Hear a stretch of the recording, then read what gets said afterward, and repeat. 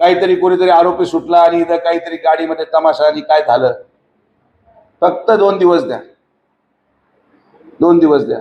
या सगळ्यांना पूर्ण यांची वरातच शिर्डीमध्ये कपडे काढून काढतो. सुजय विखे शब्द हा तमाशा.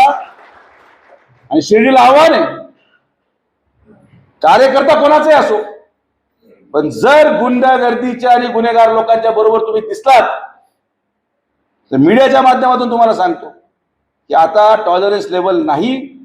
तुमच्या सगळ्या नगरसेवकांची जबाबदारी आहे.